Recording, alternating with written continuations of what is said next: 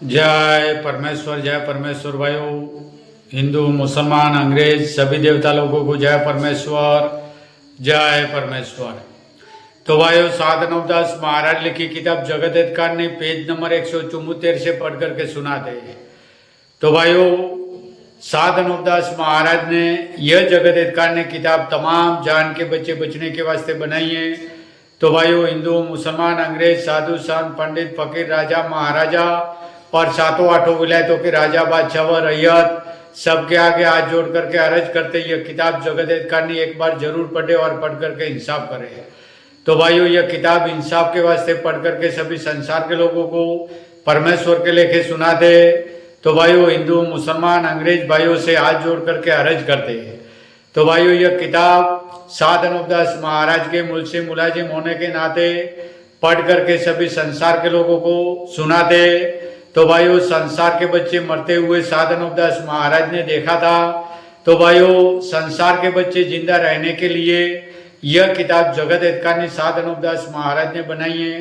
तो भाइयों, हिंदू मुसलमान अंग्रेज भाइयों से अर्ज है, यह किताब अपने अपने औलाद बचने के वास्ते एक बार जरूर पढ़े और पढ़ करके भाइयों इंसाफ करे। भाइयों, इस किताब का इंसाफ किया जावे तो दुनिया में अमन चैन कायम हो जावे और कच्ची उम्र में कोई ना मरे। जय परमेश्वर। वो किताब मुफीद आ मौसुम बो जगत हितकार ने अज तसनीफ साधन नवदास मूत वतन मुल्क मारवाड़ यह जगत हितकार ने जिसको श्री अनूपदास प्रिंटिंग प्रेस छावनी एरनपुरा में छाप के प्रसिद्ध किया।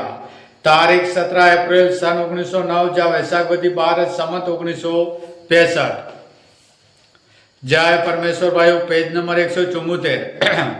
सौदागर बच्चों ने राजा रावण और अन्ना कंस और कंस कारुण वगैरह को थोड़ा बहुत राक्षसी पाप का करना सिखाया होगा, परंतु असली पाप का करना अपने कब्जे में रखते।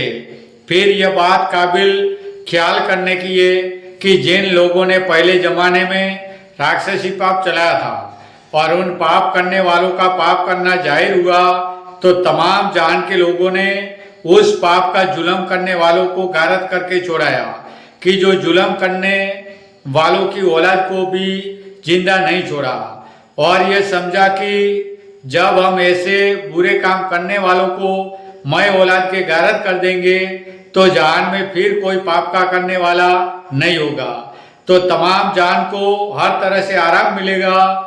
परंतु रावण वगैरह की तरह से अब भी राक्षसी पाप हो रहा है कि जिसका बंदोबस्त न होने के बारे में पहले कुछ जहान में जिक्र कर चुका हूं, और उसका मुझको यह यकीन था कि अब कभी नहीं होगा, क्योंकि पाप करने वालों को मैं औलाद के गारत कर दिया। अगर यह पाप उन्हों का नहीं होता तो यह कभी ऐसा बुरा काम ना करते और रावण वगैरह की तरह से गारत होने का अपने दिल में डर रखते कि पहले पाप करने वालों को गारत किया।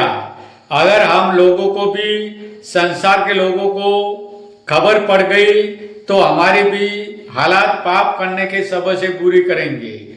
सो भाई मेरे, अगर राक्षसी पाप खास इन सौदागरान का नहीं होता तो यह शख्स हमारे देशत के कभी इस काम को नहीं करते, परंतु असल में पाप इन्हों का ही है और चोरे नहीं आने के वास्ते दूसरों को सिखाते और दूसरों की औलाद मारी जाती है और आप बचे रहते।